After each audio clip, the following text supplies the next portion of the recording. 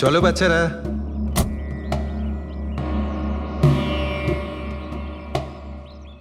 ভীষণ ক্লান্ত লাগছে, এত লম্বা ড্রাইভ। হেমন্ত, তুমি তো জানো আমরা ভ্যাকেশনে এসেছি, তাহলে কিছুদিন তুমি বিশ্রাম করে নিও। ওকে ওকে বাবা, ঠিক আছে, দরজা তো খোলো, আমি লাগেজগুলো নিয়ে আসছি। হ্যাঁ। এসো।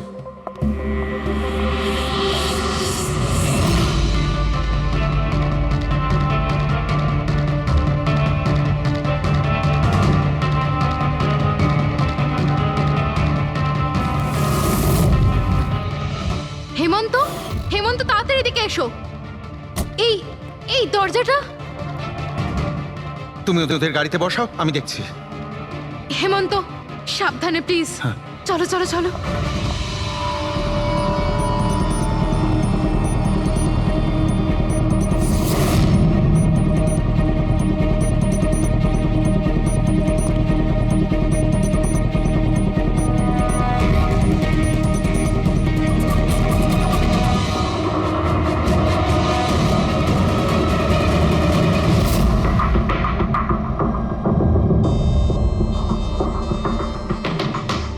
তিন চারবার আঘাত করেছে ছুরি দিয়ে। লাশ খুব একটা পুরনো নয়, মনে হচ্ছে কাল রাতে খুন হয়েছে এর। জুয়া খেলার সময় মারা গিয়েছে। এই 5টা গ্লাস পড়ে আছে এখানে, আর এই 5টা ভাগে তাস বাটা আছে। মনে হচ্ছে এছাড়া আরো 4 জন ছিল, ওদের মধ্যে কেউ একজন মেরেছে একে। বাইরে থেকেও কেউ আসতে পারে।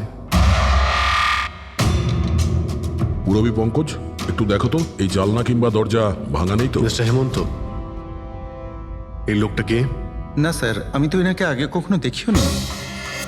এই লোকটা আপনার ঘরে মরে পড়ে আছে, আর দেওয়ালের চারিদিকে ওর ছবি লাগানো আছে। এটা কি করে সম্ভব?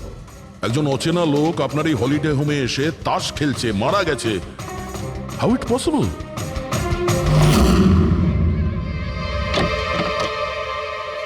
আচ্ছা, এখানে কোনো গার্ড নেই? ছিল স্যার, বহু বছর একজন গার্ড ছিল, কিন্তু ওই মাস চারেক আগে তার মৃত্যু হয়, ব্যাস তারপর থেকে আর কেউ নেই। আমি ভেবেছিলাম যে এবার একজন নতুন গার্ড রাখবো। আমায় বিশ্বাস করুন, আমি একদম সত্যি বলছি। আমি এই ভদ্রলোককে চিনিও না। উনি এখানে কি করছিলেন, ওনার ছবি এখানে কেন টাঙানো, আমি কিচ্ছু বুঝতে পারছি না।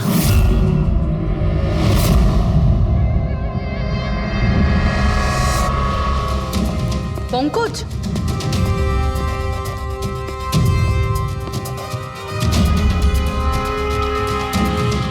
স্যার স্যার, জোর করে তো কেউ ভেতরে ঢোকেনি।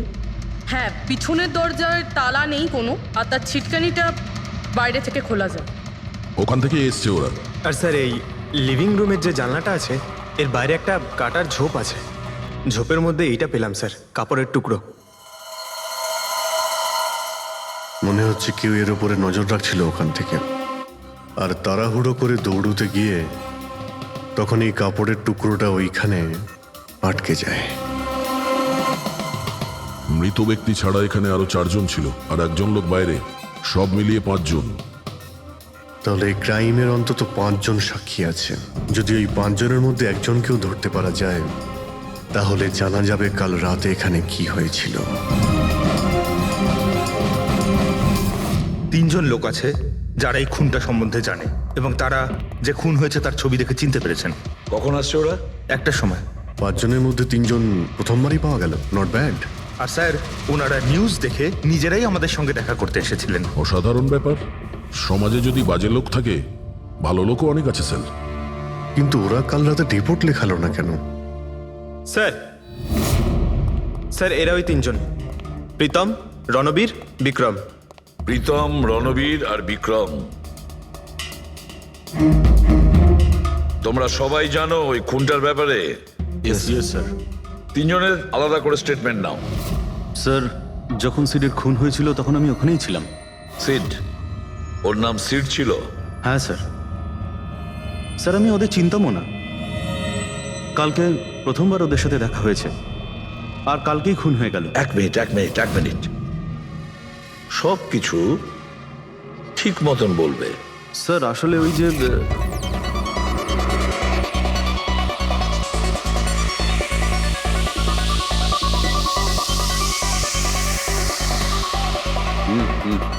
Sure sir. কি হয়েছে স্যার? আপনি বোর হচ্ছেন?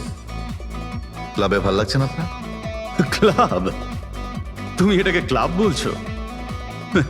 মনে হচ্ছে ক্লাব তুমি দেখোইনি। স্যার আপনি এখানে নতুন এসেছেন, এই শহরে প্রথমবার এসেছেন? হ্যাঁ, নিউ ইয়র্কে থাকি। একটা কাজের জন্য ইন্ডিয়াতে এসেছি। কাজ শেষ হয়ে গেছে আর শহরে বসে বোর হচ্ছি। আপনার বোর্ডন দূর করার একটা রাস্তা আছে আমার কাছে। রিয়েলি? কি? একটু এক্সপেন্সিভ। সেটা চিন্তা তোমায় করতে হবে না। কি রাস্তা আছে সেটা বলো।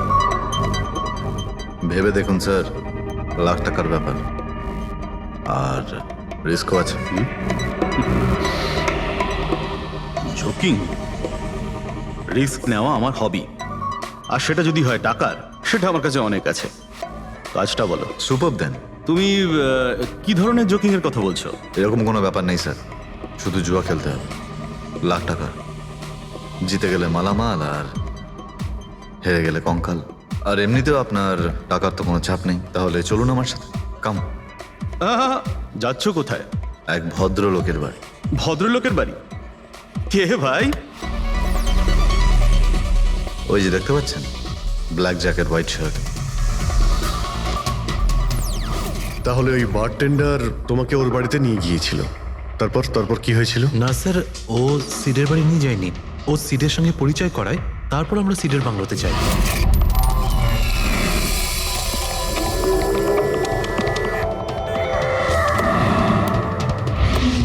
আর যখন আমরা ওখানে পৌঁছলাম তখন আগে থেকেই দুজন ওখানে ছিল।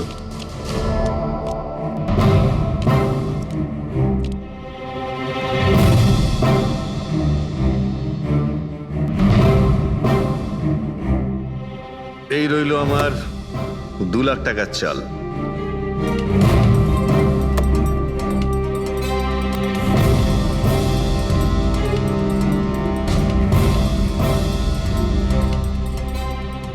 শো দেখা। দারুণ ব্যাপার ভাই। কি খেয়ে বসেছিস? জিতেই চলেছিস। আমাদেরও বলে দে, আমরা একটু টাকা কামাই। ভাই, যদি খেলেই যেতে পারা যেত তাহলে তো কোনো কথাই ছিল না। এগুলো সব কপালের ব্যাপার, আর আজ আমার কপাল ভীষণ ভালো। সেটাই মনে হচ্ছে। তাহলে আরেকটা ডিল হয়ে যাক। হয়ে যাক। এটা কি করে হতে পারে? বললাম না আমার কপাল খুব ভালো। তোর লাক আজকে ভালো না অন্য কিছু? মানে এটাই যে তুই তাসের মধ্যে সেটিং করে রেখেছিস। এ নিশ্চয়ই তাসের মধ্যে কিছু গোলমাল করে রেখেছে। ভাই, এর বাড়ি হয়তো কোনো ক্যামেরাও লাগিয়ে রেখেছে, নাকি তাসে গন্ডগোল করে রেখেছে। ভেবে দেখার ব্যাপার। তোর মনে হচ্ছে আমি চিটিং করছি? অফকোর্স, নাহলে আমাদের মধ্যে কারো হাতে ভালো তাস এলো না কেন? ওর এলো না, আমার এলো না কেন? তুই চিটিং করছিস, চিটার। এই, তুই আমাকে চিটার বলছিস? হ্যাঁ, তোকে চিটার বলছি। ও, হার মেনে নিতে পারছিস না তুই, তাই তো? খোকা, এটা বড়দের গেম, বাচ্চাদের নয়। যদি এখানে জিততে হয় না, তবে কার্ডে জিততে হয়। তাহলে বেরিয়ে যায় এখান থেকে। মুখ সামলে কথা বল। কি করছিস? তুই মুখ সামলে কথা বল, এটা আমার বাড়ি, বুঝলি? বেরিয়ে যায় এখান থেকে। কি করছিস কি ভাই? আরে ওকে তাড়া কেউ এখান থেকে। তার মানে হরিশ ওখান থেকে চুপ করে বেরিয়ে গেল। হ্যাঁ স্যার, প্রথমে আমারও মনে হচ্ছিল যে ও চলে গেছে, কিন্তু ও কিচেনে গেছিল। কিচেনে? হ্যাঁ স্যার, কিচেনে। যখন ও কিচেন থেকে বেরোলো তখন ওর হাতে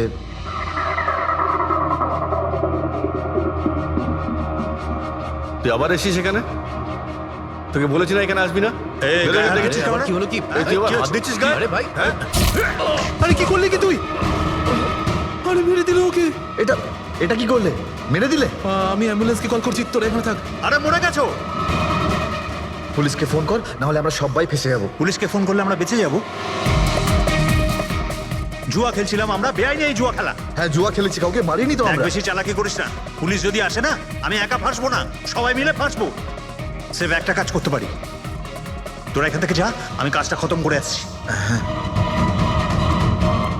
তোমরা কত টাকা হেরেছিলে? স্যার 30 লাখ।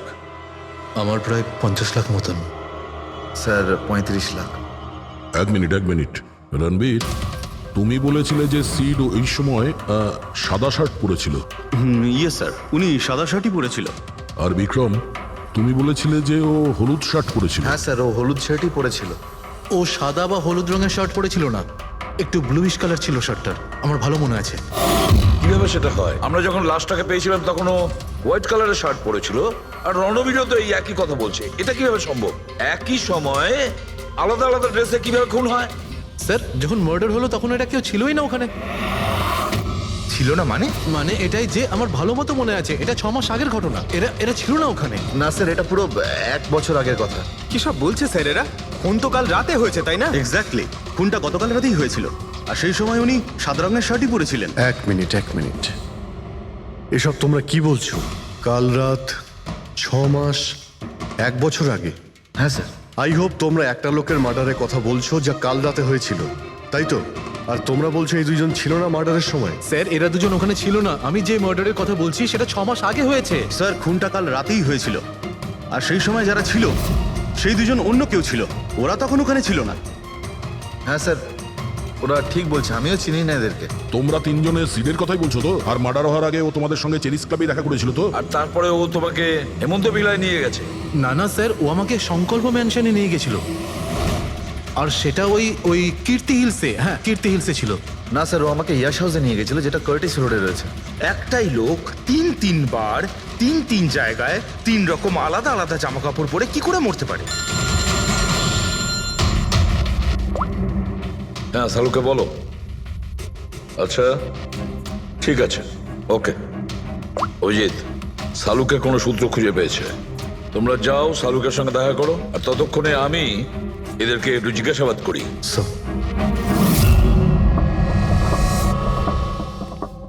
হ্যাঁ, এসো এসো ভাই এসো, দেখো আমি কি পেয়েছি। আরেকটা কথা বলতে হবে, এই কেসটা বড় অদ্ভুত। হ্যাঁ ডক্টর সালুকে, কেসটা তো খুবই অদ্ভুত, আর যেগুলো আমরা জানতে পেরেছি ওগুলো। আরে না ভাই, ওইটাও তো অদ্ভুত নয়, আমি যেটা তোমাদের বলতে যাচ্ছি সেটা অদ্ভুত। হ্যাঁ,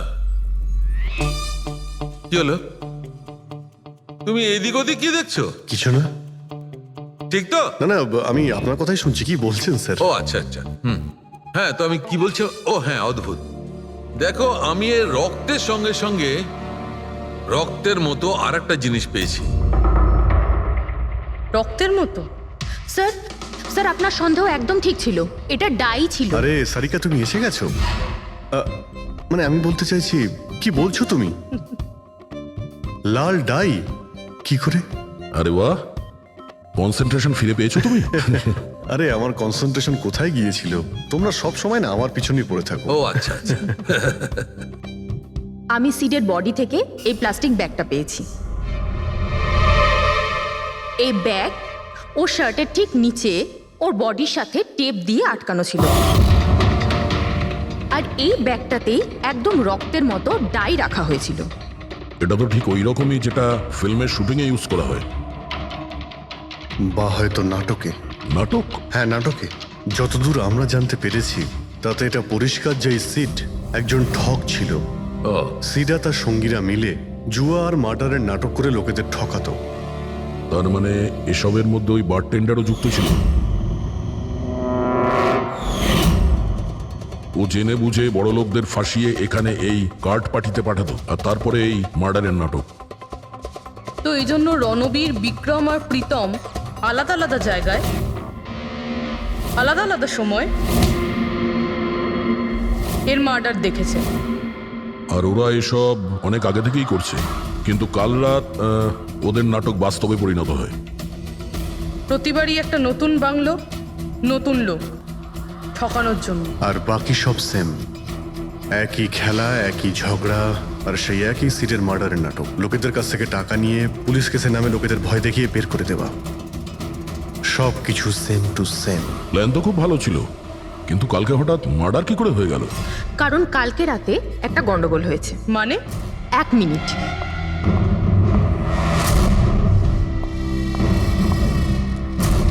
স্যার, আর এই হচ্ছে ছুরি। এই ছুরিটাও সেই রকমই নকল যেমনই রক্তটা। যদি এটাকে কারোর শরীরে মারা যায় তখন এটা শরীরের ভেতরে যায় না, এটা ছুরির ভেতরেই চলে যায়। এই দেখো। কিন্তু ডক্টর, এটা যদি নকল চাকু হয় তাহলে এই নকল চাকু দিয়ে সিড মারা গেল কি করে? কালকে রাতে একটা ভুল হয়েছিল। এখানে একটা পেঁচ আছে, এই দেখো। যদি এই পেঁচটাকে ঘুরিয়ে দেওয়া যায় তখন এই ফলাটা আটকে যায়, ভেতরে ঢুকতে পারে না। তারপর এই ছুরিটা দিয়ে কেউ যদি আঘাত করে শরীরের ভেতরে ঢুকে যায়। কেউ ইচ্ছে করে এই ছুরিটাকে এরকম বানিয়েছে যাতে সিড মরে যায়। এরকম তো সেই লোকটাই করতে পারে যে এই খেলার ব্যাপারে সব কিছু জানতো। এটা বোধহয় সে যে লিভিং রুমের ব্যালকনিতে ছিল, যার কাপড়ের টুকরো আমরা পেয়েছিলাম। আর দ্বিতীয়ত আমাদের খুনির কাছে সে পৌঁছবে যে বাকি লোকেদের কার্ড পার্টি পর্যন্ত পৌঁছেছে। ওই bartender Dinesh. Excuse me, I am sorry sir, এখনো ক্লাব ওপেন হতে বেশ কিছুটা সময় বাকি আছে। Sorry sir. আমরা একটা কেসের ব্যাপারে এখানে এসেছি, আমরা সিআইডি থেকে। সিআইডি? হ্যাঁ বলুন স্যার, আমি কি করতে পারি আপনার জন্য? স্টাফেদের সঙ্গে কিছু কথা আছে। স্টাফেরা এখানে আছে? এখন সবাই তো এখানে নেই, কিছু লোক আছে যারা লকার রুমে ইউনিফর্ম চেঞ্জ করছে। আপনাদের একজন বারটেন্ডার দিনেশ, সে কোথায়? ম্যাম, কাল থেকে ও কাজে আসেনি, জানি না না বলে কোথায় গেছে। আচ্ছা স্যার, ব্যাপারটা কি? ও কিছু ঘটিয়েছে নাকি? করেছে কি করেনি সেটা পরে আপনি জানতে পারবেন। আপাতত আপনি ওর অ্যাড্রেস দিন আমাদের। স্যার, ও এখানে যে অ্যাড্রেস দিয়েছিল সেটা ভুল অ্যাড্রেস। অ্যাকচুয়ালি ও যখন উধাও হয়ে গিয়েছিল এখানে অ্যাড্রেস বুক থেকে ওর সব ডিটেলস বার করেছিলাম আমি, কিন্তু তারপর দেখলাম যে অ্যাড্রেসটা ভুল। আপনি চাইলে আমি আপনাকে অ্যাড্রেসটা দিতে পারি, কিন্তু আমার মনে হয় না আপনি ওকে ওখানে খুঁজে পাবেন। আপনি যখন কাউকে কাজে রাখেন তখন তাদের ডিটেলস নিয়ে রাখেন না? আপনি কি জানেন আপনার এই বারকে সামনে রেখে ও লোককে ঠকাতো? হোয়াট? আর আমরা এখন ওকে একটা খুনের ব্যাপারে খুঁজছি। Murder? I am sorry ma'am, আমি সত্যিই জানতাম না। সেই জন্যই আগে থেকে ভালো করে খোঁজ নিতে হয়। রুলসগুলো আপনার ভালো করে ফলো করা উচিত ছিল। আগে থেকে এগুলো করলে আজকে এরকম প্রবলেম হতো না। I am sorry sir. আচ্ছা, এই দিনের সম্পর্কে আর কি বলতে পারো? কিছু জানো ওর সম্পর্কে? না স্যার, তেমন বিশেষ কিছু নয়, কারণ ও খুব কম কথা বলতো, বেশিরভাগ চুপ করেই থাকতো। সেই জন্য ওর বন্ধু কম ছিল, শুধু এক মেয়ে ছাড়া, মানসী। ও এখানে ওয়েট্রেসের কাজ করে। ওদের মধ্যে ভালো ভাব ছিল, যদিও ওরা দুজনে কোনোদিন এটা প্রকাশ করেনি, কিন্তু আমার মনে হয় যে ওদের মধ্যে প্রেমের সম্পর্ক ছিল। তো আপনি মানসীকে জিজ্ঞেস করেননি কি ছিল ওদের মধ্যে? জিজ্ঞেস করেছিলাম ওকে, কিন্তু ও নিজেও জানে না। কোনো ব্যাপার না, মানুষকে একবার ডাকুন তো। ঠিক আছে স্যার। স্যার, মানসী। মানসী দিনেশ তোমার বন্ধু ছিল? ছিল মানে? ও ঠিক আছে তো? দেখো, একটা খুন হয়েছে, আমরা সন্দেহ করছি দিনেশ ওটাতে ইনভলভ আছে। আমরা ওকে খুঁজছি। তুমি জানো কোথায় আছে ও? আমি নিজেই অনেক টেনশনে আছি, ওর ফোনও লাগছে না। আর ও এখানে যে অ্যাড্রেসটা দিয়েছিল সেটাও নকল। আর আপনারা বলছেন যে ও কোনো মার্ডারের সাথে যুক্ত? আচ্ছা, আপনি তো ওকে খুব ভালো করেই জানতেন না? হ্যাঁ স্যার, আমরা একে অপরকে ভালোবাসতাম আর আমরা বিয়েও করতে চলেছিলাম। সেই জন্য ও কিছু টাকা জোগাড় করতে চাইছিল। আচ্ছা, ও এই টাকাটা ক্লাবের চাকরি থেকে জমাচ্ছিল নাকি অন্য কোনো সাইড বিজনেস ছিল ওর? চাকরি ছাড়া ও শেয়ার বিজনেসে ও টাকা লাগিয়েছিল।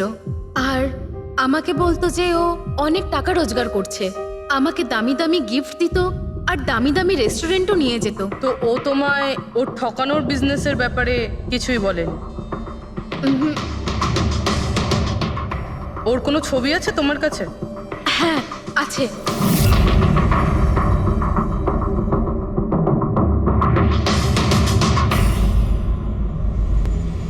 স্যার, এই দিনেশ তো নিরুদ্দেশ, কিন্তু ওর ছবি আমরা পেয়েছি। এটাকে আমরা সার্কুলেট করে দিচ্ছি। স্যার, এই দিনেশ তো নিরুদ্দেশ, কিন্তু ওর ছবি আমরা পেয়েছি। এটাকে আমরা সার্কুলেট করে দিচ্ছি। হ্যাঁ, করাও অভিজিৎ, করাও। তিনজনের স্কেচ তো করা হচ্ছে।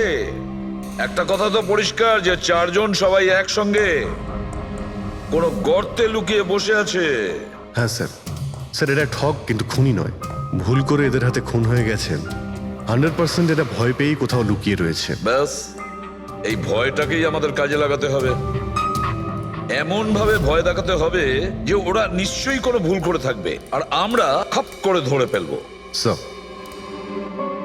স্যার, হ্যাঁ, স্কেচ তৈরি। ওকে। স্যার হ্যাঁ, এই তিনজনই জুয়ারি, আর যে ছুরি মেরেছে সে হলো হরিশ। একটা কাজ করো, এই তিনটে স্কেচই আর ওই বারটেন্ডারের ছবি প্রতিটা police station, railway station, bus stand, লজে সব জায়গায় পাঠিয়ে দাও, আর সমস্ত নিউজ চ্যানেলেও পাঠিয়ে দাও, আর ওদেরকে জানিয়ে দাও যে 24 ঘন্টা যেন এদের ছবি দেখানো হয়, প্রত্যেকটা বাড়িতে এদের ফটো দেখাতে হবে। তারপরে দেখবো কতদিন লুকিয়ে থাকে আমাদের হাত থেকে। এই 4টে ফটো খুব ভালো করে দেখুন। এই 4জন এই হত্যাকাণ্ডে জড়িত। এদের ব্যাপারে কোনো রকম সূত্র বা কোনো রকম খবর পেলে সিআইডি কে এই নাম্বারে খুব তাড়াতাড়ি যোগাযোগ করবেন। এরা খুবই ভয়ানক। এরা সবাই ইন্ডাস্ট্রিয়ালিস্ট হেমন্ত কুমারের ফার্ম হাউসে নিজেরই এক বন্ধুকে খুন করে পালিয়ে গেছে।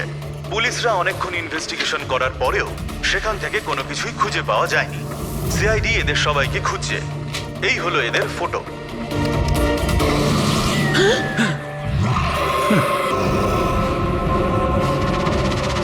ভাই শোন না, ম্যাচটা চালু কর না, ম্যাচ হচ্ছে। এরা সবাই ইন্ডাস্ট্রিয়ালিস্ট হেমন্ত কুমারের ফার্ম হাউসে নিজেরই এক বন্ধুকে খুন করে পালিয়ে গেছে। সিআইডি এদের সবাইকে খুঁজছে। এই হলো এদের ফটো। দেখলি তুই, এরা তো সবকিছু জেনে ফেলেছে। ভাই ছবি টবি সব দেখাচ্ছে, সমস্ত ডিটেলস দেখাচ্ছে। বাজেভাবে ফেসে যাবো ভাই এসবে। হাসবো তো বটেই, আমি তোদের আগেই বলেছিলাম যে চল পালিয়ে যাই, কিন্তু তোরা তো শুনলেই না। এবার এবার পুলিশ আসবে, সব জায়গায় খোঁজ করবে, আর তখন আরে এখনো অনেক সময় আছে, চল পালাই। এই ব্যাগ তোলা, সবাই মিলে পালাই, চল।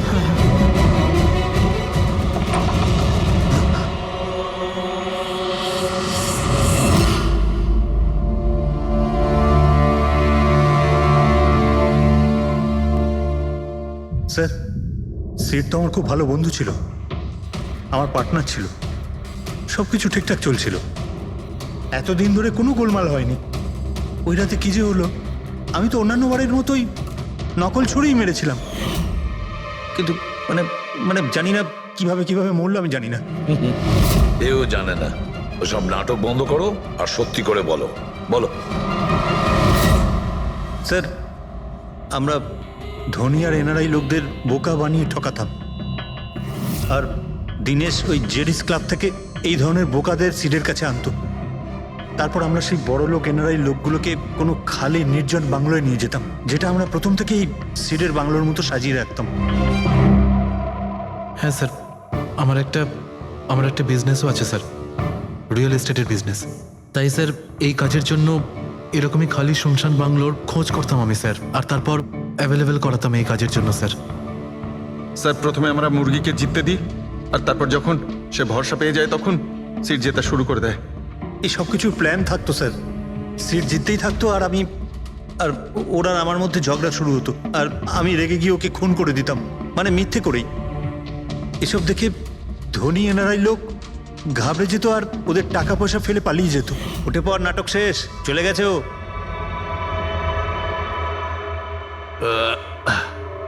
ঠিক গেছে তো রে? হ্যাঁ গেছে। উফ, আরে লেগে যাবে পাগল। তারপর আমরা ওই টাকাগুলো নিজেদের মধ্যে ভাগ করে নিতাম। ওই রাতেও সব এরকমই হয়েছিল, আমি ওকে ছুরি মেরেছিলাম, আর তারপর পুলিশকে ফোন করা যাক আর সবকিছু ডিটেলে বলে আমি দেওয়া যাক। পুলিশের চক্করে পড়তে চাই না। আমার পাসপোর্ট, ইউএসএ সিটিজেনশিপ সবকিছু চলে যাবে। না না না না না, আমি যাচ্ছি। আরে ঘুমিয়ে পড়লি নাকি সিট? আরে ওঠ ভাই, অনেক হয়েছে, আর ওভার অ্যাক্টিং করতে হবে না। Sit set set. আরে এই তো সত্যি মরে গেছে। আরে ছুরিটা সত্যি সত্যি লেগে গেল নাকি ওর? আরে কি বাজে কথা বলছিস কি তুই? আরে সিট ওঠ না। সিট ওঠ না। আরে ছুরিটা কি করে? তুই ছুরিটা ইউজ করার আগে চেক করিসনি নাকি? আরে প্রথমবার করছি নাকি? শুটিংয়ের ছুরি এটা, একটাই তো ছুরি আছে না, কিন্তু এই খুন কি করে হতে পারে? আমাদের পুলিশকে জানাতে হবে। পুলিশকে যদি জানাই তো আমরা সবাই ফেঁসে যাব। তাহলে কি করব?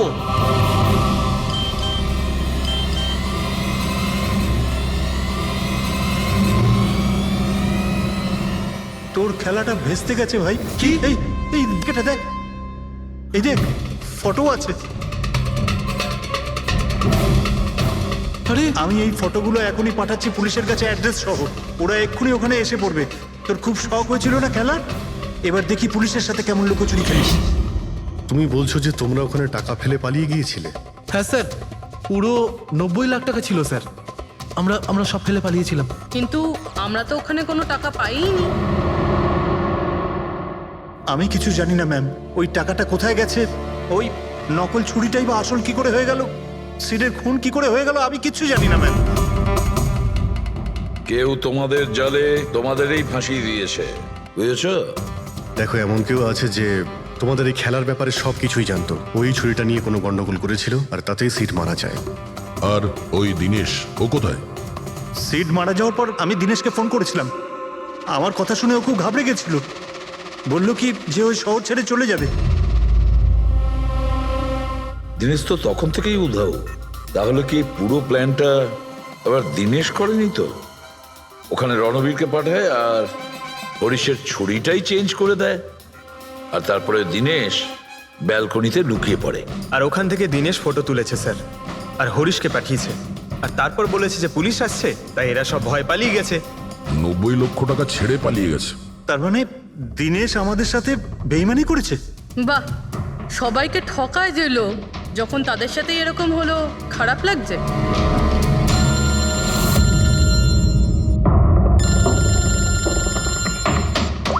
হ্যাঁ বলো সালুকে। ফ্যান্টাস্টিক, ঠিক আছে। সালুকে বললো যে প্রমাণ পাওয়া গেছে, যে জিনিস দুটো আমরা দিনেশের কথায় আমরা পাঠিয়েছি। ওর ইউনিফর্ম আর জিম ব্যাগ। হ্যাঁ দা, যে কাপড়ের টুকরো আমরা ব্যালকনি থেকে পাই, ওই টুকরোর সঙ্গে এই দিনেশের ইউনিফর্মের কাপড় ম্যাচ করছে। স্যার, তার মানে খুনি দিনেশ?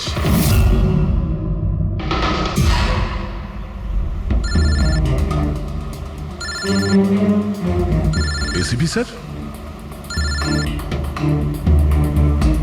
হ্যালো,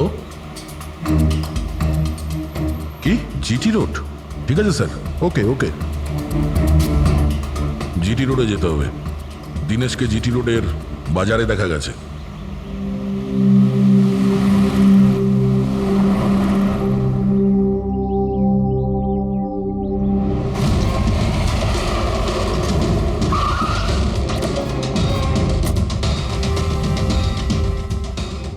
ভাই, এই লোকটাকে দেখেছো এখানে?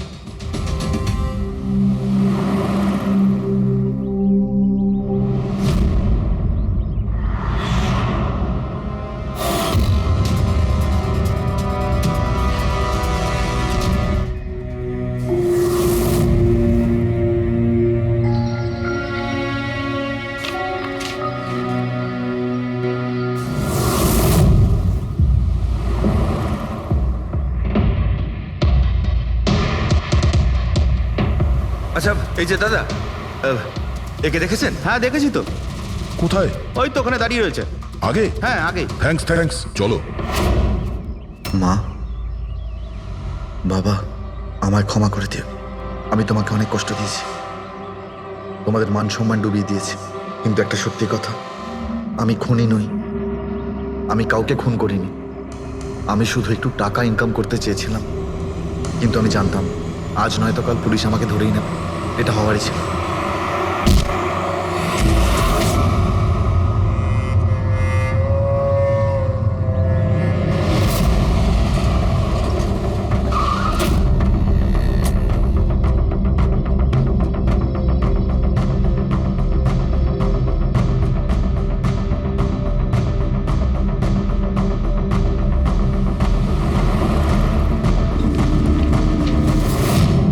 ক্ষমা করে দাও।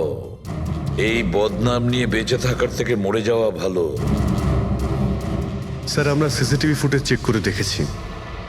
ওকে দেখে ওখানে ডিপ্রেসড মনে হচ্ছিল। স্যার, মনে তো হচ্ছে না কেউ ওকে ফোর্স করেছিল, ও নিজের ইচ্ছেতেই মারা গিয়েছে।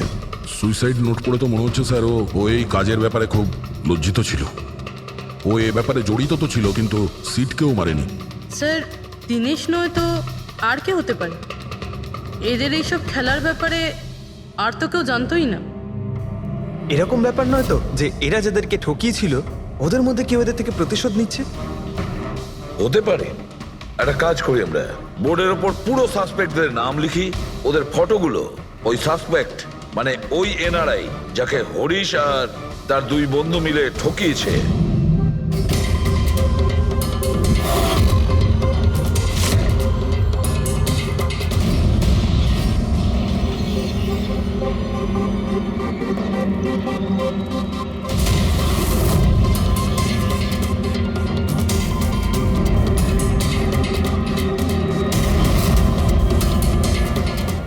স্যার এই হলো সেই সমস্ত লোকগুলো যারা এই কেসের সঙ্গে জড়িত। অভিজিৎ, খোঁজ নিতে হবে খুনের সময় এরা কোথায় ছিল। পুরো ইনফরমেশনটা আমরা এয়ারপোর্ট ইমিগ্রেশন থেকে পেয়ে যাব। স্যার, এই ফটোগ্রাফে যে 8জন লোক আছে সেই সময় তারা ইন্ডিয়াতে ছিলই না। ইনফ্যাক্ট বেশিরভাগ লোকই এই ঘটনার পরে ইন্ডিয়াতে ফেরেইনি। শুধু এই 4 জন ছাড়া এই 3 জন সাক্ষী, বিক্রম, রণবীর, প্রীতম আর মিস্টার রানা। স্যার এক্ষুনি আমি মিস্টার রানার বাড়িতে ফোন করেছিলাম, ওনার ওয়াইফ ধরেছিলেন। বললেন যে 3 বছর আগে উনি মারা গেছেন, আর 3 বছর আগে এরা ওনাকে ঠকিয়েছিল।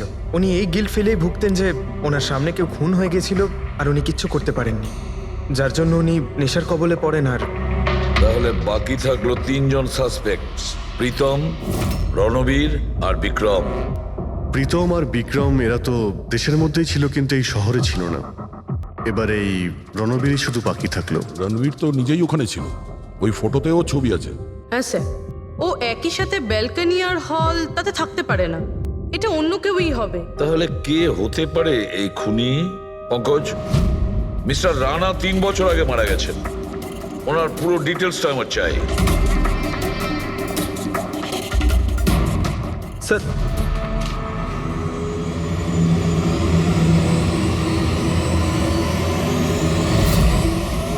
এটা কোনো একজন লোকের কাজ নয়, অন্য কেউ আছে যে ওর সঙ্গে কাজটা করেছে। আমার তো মনে হচ্ছে যে খুনি আমাদের চোখের সামনেই আছে, শুধু আমরাই ওকে দেখতে পাচ্ছি না। ইয়েস, খুনি তো আমাদের সামনেই ঘুরছে। কি কথা বলেছো ফ্রেডি, সুপার। আমি স্যার, হ্যাঁ তুমি। খুনি সত্যিই আমাদের চোখের সামনে ঘুরছে, কিন্তু আমরা ওকে দেখতে পাচ্ছি না। কিন্তু এখন আমি বুঝতে পেরে গেছি। হোটেলে যাই। হোটেল? হ্যাঁ হোটেল। থিওরি হিসেবে ওর হোটেলেই থাকার কথা। একবার যদি জানতে পারি যে খুনি ওই, তাহলে ওর সঙ্গী আর জুয়োর টাকা সব পেয়ে যাবো। তাহলে চলুন স্যার, তাড়াতাড়ি যাওয়া যাক আর ওকে ধরে ফেলি গিয়ে। ধরবে না ওকে, ওর ওপর নজর রাখতে হবে। আর হ্যাঁ, যদি বেশি চালাকি করে তাহলে ছাড়বো না ওকে।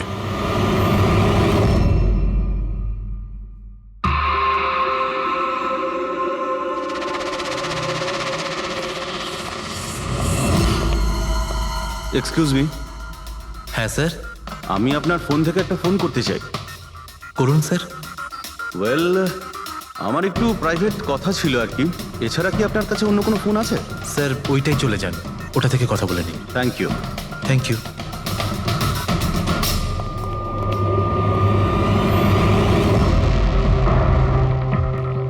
শোনো ভাই। হ্যাঁ স্যার। আমরা সিআইডি থেকে আসছি, আমরা এই লোকটাকে ফলো করছি। এই লোকটা যে কথা বলছে ওটা আমাদের শুনতে হবে যে কি কথা বলছে। স্যার ওই ফোনটা এই ফোনটার সাথে কানেক্টেড। আমার মনে হচ্ছে সিআইডি কিছুই জানতে পারেনি। প্ল্যানটা সাকসেসফুল। আমাদের প্ল্যানটা খারাপ করার শুধু একটাই লোক ছিল, আর সে ছিল দিনেশ। আরও সেটার উপযুক্ত শাস্তি পেয়ে গেছে। So there is nothing to worry about. You don't worry, আমি যদি কিছু জানতে পারি তোমাকে জানাবো। I love you two.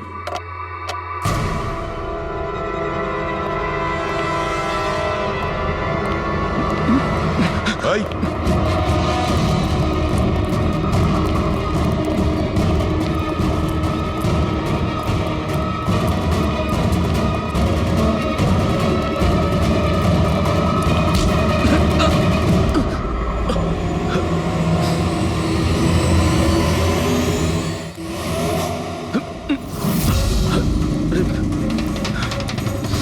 আমি আপনাদেরকে কিচ্ছু বলতে পারবো না, আমি এই ব্যাপারে কিচ্ছু জানি না। তুই কিছু বলিস আর না বলিস, তুই ফোনে যা কথা বলছিলি না ওটা আমরা সবাই শুনে নিয়েছি, বুঝলি? শুধু এটা বল, টাকা কোথায়? হ্যাঁ দেখো, মুখ বন্ধ করে কেন নিজের জীবনের সর্বনাশ ডেকে আনছো? তোমার মঙ্গল এতেই, চুপচাপ যা জানো সব বলে দাও। টাকাটা ওর কাছে রয়েছে।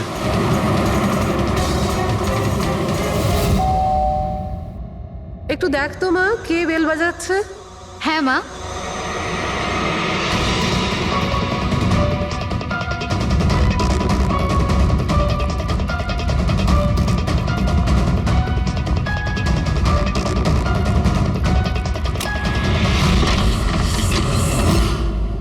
হাই, চিনতে পেরেছো? স্যার মানসী। অ্যাকচুয়ালি আমরা আপনার বাড়ির তল্লাশি নিতে চাই। Search warrant. কি ব্যাপার, আপনারা কারা? সিআইডি। আমাদের কাছে আপনার বাড়ির তল্লাশির অর্ডার আছে। কিন্তু আমরা কি করেছি? আপনারা এখানে কেন এসেছেন? খুব তাড়াতাড়ি জানতে পারবে। চেক করো।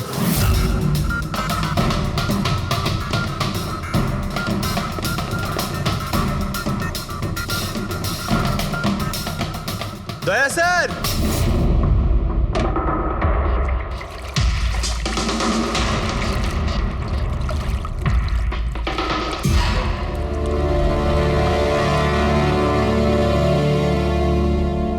চলো। এই নোটগুলোতে রক্ত লেগে রয়েছে। ডিএনএ টেস্ট করলেই জানতে পেরে যাব যে এই রক্তটা সিডের, তাই না? এবার বলো, কিছু জিজ্ঞেস করবে? এখন এ জিজ্ঞাসা করবে না, আমরা জিজ্ঞাসা করব ব্যুরোতে। কিন্তু আপনারা আমাকে কেন সন্দেহ করলেন? শেষবার আমাদের মনে হয়েছিল যে দিনেশ খুনি, কিন্তু ও সুইসাইড করে প্রমাণ করে দিয়েছে যে ও খুনি নয়। মানুষ এটা কি চেনো? এটা তোমার ইউনিফর্মের কাপড়ের টুকরো। এটার কারণে আমরা তোমাকে সন্দেহ করছি, বুঝেছো? আর তারপর আমরা এইটা খোঁজ লাগালাম যে তুমি এরকম কাজ করলে কেন। আপনি জানতেন যে আমি এসব কেন করেছি? মিস্টার রানা, আপনার বাবা ছিল, রাইট? হ্যাঁ, উনি আমার বাবা ছিলেন, আর ওনার প্রাণ সিট আর ওনার সঙ্গীতের জন্য গেছে। উনি ওই ঘটনাটা কিছুতেই ভুলতে পারেননি। আর উনি একজন ডায়াবেটিসের রোগী ছিলেন।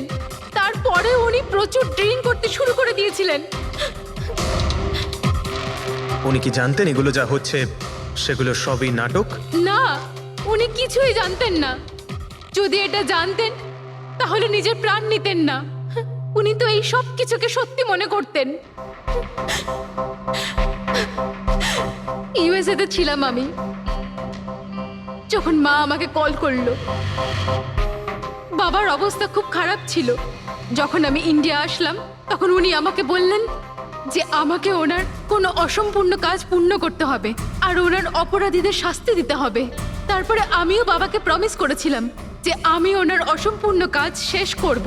তারপরে উনি আমাদের সবাইকে ছেড়ে চলে গেলেন। তারপরে তুমি কি করলে? তারপরে আমি খোঁজ করা শুরু করি, কিন্তু ওই সময় এরকম কোনো কেস রেজিস্টারই হয়নি। কিন্তু পরে আমার মনে পড়েছিল বাবা বলেছিল যে এই জেডিস ক্লাবে দিনেশ ওনাকে সিডের সাথে দেখা করিয়েছিল। তো এইভাবে তোমার সঙ্গে দিনেশের দেখা হয়? হ্যাঁ, তারপরে আমি ওখানে ওয়েটারে চাকরি করা শুরু করি। দিনেশকে নিজের বন্ধু বানাই আর ধীরে ধীরে ওর কাছে আসতে থাকি।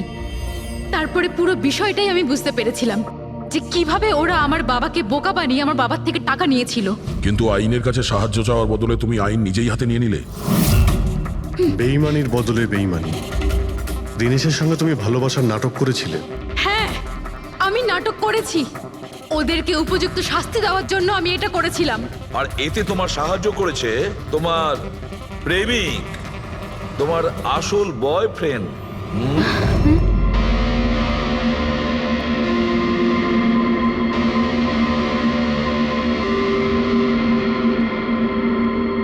হ্যাঁ, আমরা দুজনে মিলে প্ল্যান করেছিলাম। রণবীর ওই রাতে জেনে বুঝে বোকা হয়েছিল। আর ওই ছুরিটাকে খারাপ করেছিল। যদি এই পেঁচটাকে ঘুরিয়ে দেওয়া যায় তখন এই ফলাটা আটকে যায়। ওই ছুরিটাকে আমি খারাপ করেছিলাম, আর ব্যালকনি থেকে লুকিয়ে ফটো আমিই নিয়েছিলাম। তারপরে আমি ওই ফটো হরিশকে পাঠিয়েছিলাম আর ওদেরকে ওখান থেকে তাড়িয়ে দিলাম। আর আমি টাকাগুলো নিয়ে ওখান থেকে বেরিয়ে পড়লাম। আমি আমার বাবাকে দেওয়া প্রমিস পূরণ করেছি। ওই টাকাটা আমার বাবার ছিল। আমি ওনার প্রতি ন্যায় করেছি। ভুল। ওই ন্যায় বিচার করা তোমার কাজ নয়, সেটা করবে আদালত। তুমি আইন নিজের হাতে নিয়েছিলে আর একটা খুব মস্ত বড় অপরাধ করেছো। আইন তোমাকে কঠোর থেকে কঠোরতম শাস্তি দেবে। তোমাদের দুজনকে কঠোর শাস্তি দেবে।